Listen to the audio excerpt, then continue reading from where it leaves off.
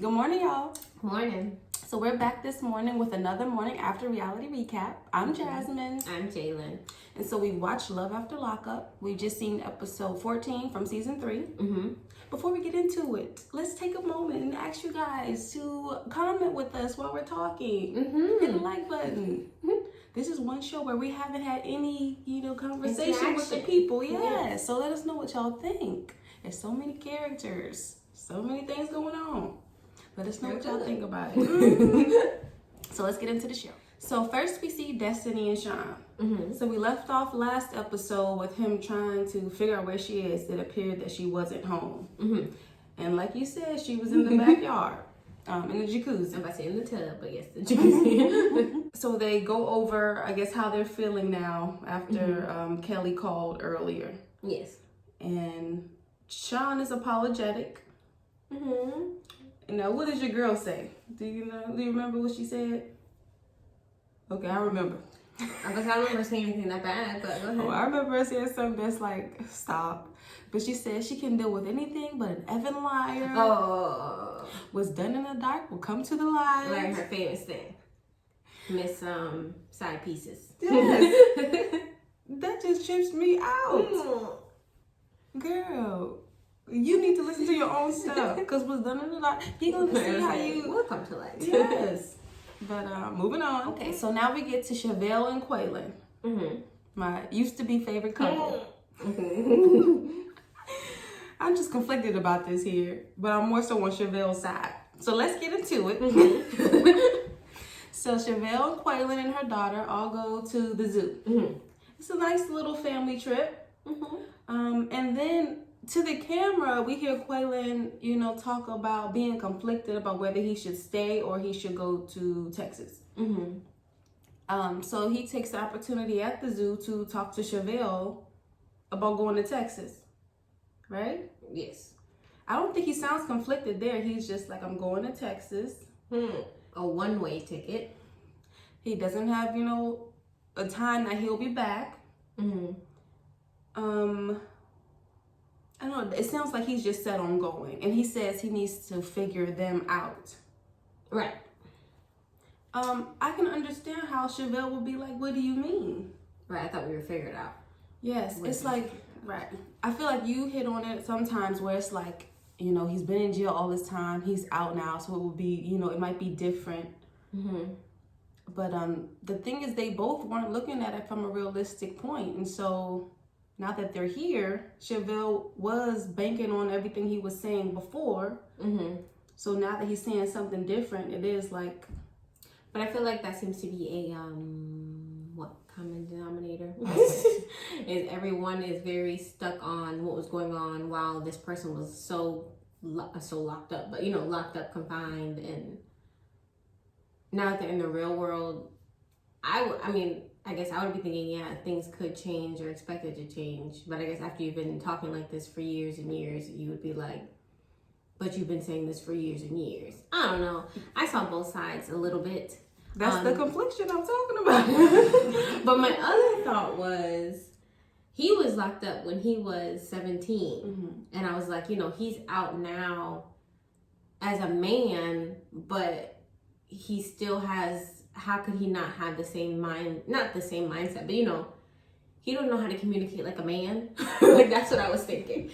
I feel like what he's saying or how he's feeling wouldn't go over so bad if he would just communicate it properly. Yeah, let's get into how he communicated this. Okay. Because he said, he's going to Texas. And I wrote this down because I want to make sure I got it right. He says, this ain't up for no debate. He says, you're going to have to deal with it. He says, I'll get back when I get back. And she says, this is not how you communicate with somebody you're with. And this is true. Yeah. He was way too cold and inconsiderate of her feelings, because what she was expecting wasn't out of the blue. It was what they discussed. Right. So as I said, I feel like before it got heated, he was trying to soften the blow, about him going to Texas. But as she kind of got, upset, which was natural. Back. Right. He didn't know how to handle it. And he was just like, get out of my face. That's the thing. Like, from the outside looking in, it's like, yeah, he was 17 when he went in. Mm-hmm. It might be foolish to think that when he comes out, you know, he's going to be ready to settle down and be with you forever when he spent his whole adulthood so far locked up. Yes, that's what I was thinking. His whole adulthood. Like, I don't, his mind, like, yeah. But on the other hand, Chevelle done put her life on hold, waiting on you to fill this role of father and husband. And yeah, that was what also, because that's what had me thinking, like, he just doesn't know how to communicate. Because in the confession thing, he was very like, that's my daughter, this is my girl, you know, very family. I want to do this. But then communicating to her, it doesn't come off that way at all. Yeah. Like, I feel like even when they started kind of getting into it, he said, it's a one-way ticket. And she was kind of like, but I thought this was real or something. And he's like, it is real. So I'm like, maybe he was even thinking like long distance for a little bit or something. Because he doesn't seem like he wants it to be over. But he don't say that. He might just be a good talker. I see. Okay, yeah. Okay. You know, like, yeah, I know I said this, but I'm going to tell her this right now. Anyhow. Just to in the moment talk, like he doesn't think before he speak type. Like knowing good and well, he not about to stay here, but he going to tell her, yeah, I'm going to be with you, I'm going to stay with you. Off ease. I don't know, it's hard. I'm mad at him, but I'm not mad at him. Fair enough. So we see Lindsay and Scott for a little while. Nothing too much happened with them. She's annoyed by her ankle monitor. And in addition to that, it looks like they finally are intimate. She's done being a brat for now. And let's go to the next couple. Okay. Now we get to Dylan and Heather. Let me start off by saying, poor Dylan. What you done got yourself into? Like I say, so you say poor Dylan, but at the same time, what are you doing? So, you know, they just left Aunt Diane's after Heather blew up. And Heather wanted to leave, right?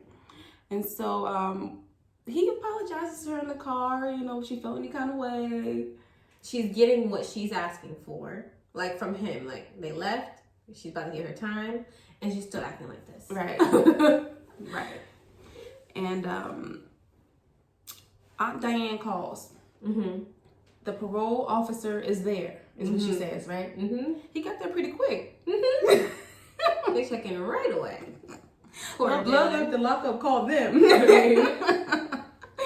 But so they are heading back to the house, right? Now, what struck me as odd was that Heather was acting so stressed about this, as if she isn't the reason that they left the house. Right. You don't want to apologize and be like, I wasn't thinking about this part of it or nothing. And then when the parole officer, or when Diane called about the parole officer, what did she say? She's like, this is what I'm talking about. Like, what?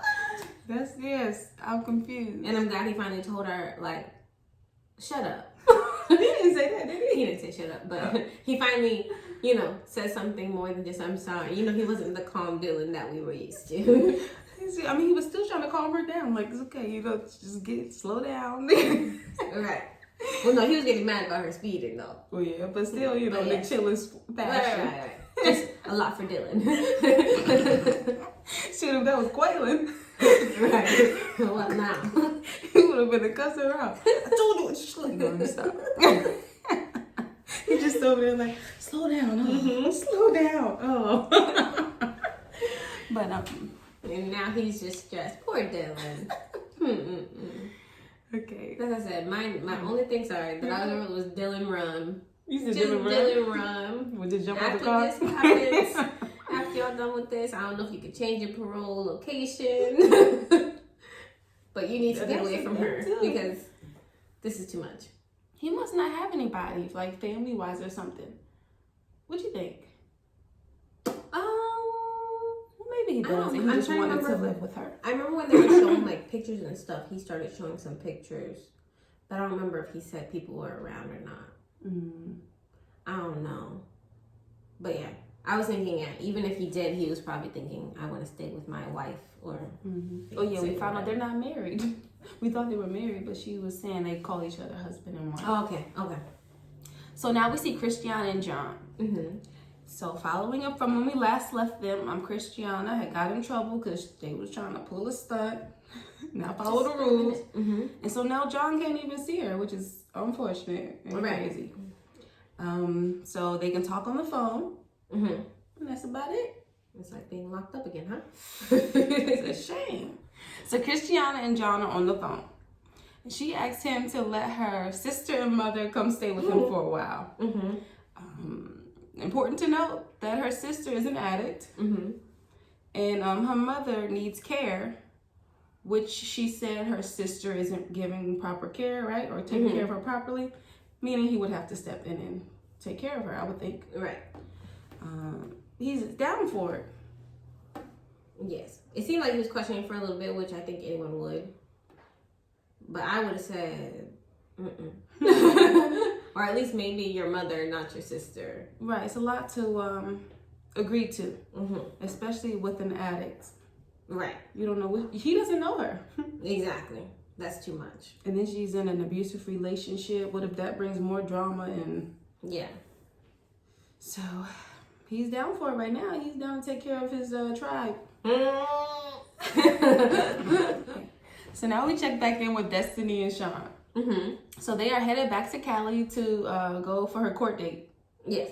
And Destiny gets a call from her sister. She wants to take her out for a girls' night and have some drinks and yada yada. And of course, Sean is hesitant about this. Immediately. Yeah, he don't try to be, casual about it or indirect. I knew you were up to something. I'm like, dang. Maybe she was planning it. She's sneaky like that. She might say, hey, call me. I know. That's what he thought. He thought she was texting like, call me, say this. Okay. But, yeah, so he's, worrying about if she'll be able to make it in the morning for the court day, if she's going to try and skip out or whatever. She tries to let him know she's going to go to the during court date. But she's also going to spend time. I felt it was fair because it's her sister. So I'm like, you got to let up a little bit.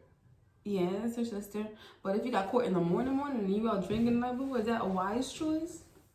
Yeah. She can handle her liquor, it seems. She was down in that shot or whatever with no problem. Like with water. So quickly we go back to Christiana and John. And we, at first, I thought he was providing her with extra money to pay her weekly fee or something, or monthly. Yeah, when they brought it up. So we hear, because he can't give her anything, have any communication. Well, no, let me not say that. In person, I guess. Yes, I guess he can't send money or mail money or anything either. Right. And so he's been hiding money somewhere for her to get. Yes. So, I thought it was for her stay at the halfway house. But then it sounds like he just wanted to give her some extra cash. Right. And now one of his friends, lets him know that might not be a wise choice when you're dealing with someone who's in recovery. I think he wasn't thinking about that. He just wanted to give her a little pocket change. Right. I wasn't even thinking about that till he said it. Till the friend said it. But yeah, I'm like, dang, that's true. So he's just doing too much. I said he's going to just ruin everything he got going for himself messing with these people. And trying to be sneaky though, that's the problem. Yes. Still trying to be sneaky. Trying to take her on dates and stuff. But then still trying to deal with taking her sister in. Maybe not her mother so much, but even her sister. He has no clue what he's in. He don't even know her sister. I guess it would be different also if he knew them a little bit. But he doesn't even know her. I don't even think that he said they didn't meet in person either, huh? He just sounded like they had a 20-minute conversation. Was that the mom? I don't think he's seen the sister before. No, that's what he said about the sister. Oh, he did. But he didn't say. Okay. I don't remember if he said it was in person or on the phone. Oh, he just said it was a 20-minute conversation. So we gonna see. He needs to calm down. Back to Destiny and Sean. So Destiny and her sister are out at the bar or the casino, something. I think it's a small casino, but Destiny on the slot machines, having a good old time. Now while she's out, Sean is texting and calling. And she's sending him the voicemail while she running up his credit card. Right. That's where it sounds wrong. But I was thinking, he better calm down. He gonna make this girl mad. Because she's clearly petty. if she gonna cut, what did she say? She cut off her ankle bracelet and mailed it back to the jail. You don't think she won't show up to court simply just to get you out of $50K? Okay, so the last scene of the episode is with Lindsay and Scott. Mm-hmm. And so this is the day after they've had their night together. Mm-hmm.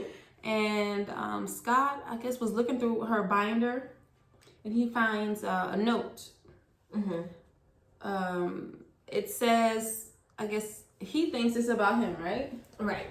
And she wrote about, using a guy, basically calling him an egomaniac or something. Right.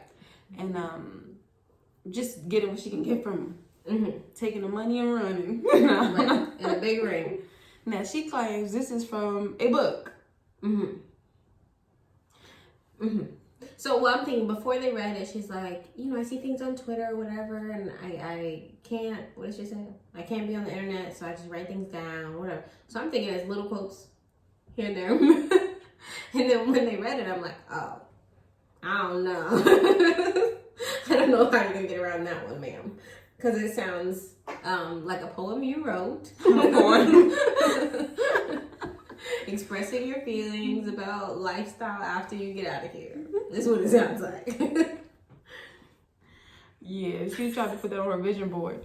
I don't think it was from a book. Mm-hmm. She didn't write, where the book was from, where the quote was from. That's what I was waiting for. She didn't say what book it was from. Sorry, I read a good book. Ma'am. What was a good book? The Plans of Lindsay. And then I'm like, even if it was a good book, how is that I didn't see, how is it funny? How is it anything to Why write would you down? write that down? Yes. Exactly. So. Because that's your agenda. Right. So, I guess it leaves off with him thinking she wrote it while she's trying to say. Mm-hmm. And she's like, I'm leaving. That's what she said. But I'm thinking, all he said was, you're going to have a hard way getting out of this one. And I'm thinking, at this point in his mind, he's probably going to leave. She can't go nowhere, can she? She technically can, but I don't know if it was in the preview before the episode started, but she said something about him calling the halfway house. Oh, okay. So I was thinking maybe she's going to call and try and rearrange her wherever she has to stay. But it's a good thing for him, or it might be a good thing for him if she wants to willingly leave and he don't have to deal with it no more. Yeah, I just wonder if he would just be kind of a sucker and just want to be with her, since she's as close as a 10 as he's ever gotten. I don't know. I was thinking, I don't know. He seems like not a Sean. But look at all he's done so far. Mm-hmm. But then also look how she's acted so far. Exactly. Getting out. So you say he might be fed up? Just forget this whole thing. And you might be using me? No, I don't have time. Hopefully he's wise enough. We'll see. We know how this show goes. I'm kidding. He might be begging her to stay next episode. Mm-hmm. But we can talk it out. It's okay. It's okay. We can read the book together. I don't mind. But that's it for this. Y'all, I don't know who made this at the end. Probably nobody. If you don't know the show, go watch the show. Then comment. We're probably talking to no one right now. Bye. Stupid. Now let me just be optimistic here. What were you saying? Go back. I don't know what. Leave a comment. Subscribe. Like the video. Yeah. Fine, don't watch it. Just like it. And we'll see y'all next time. All right. Bye.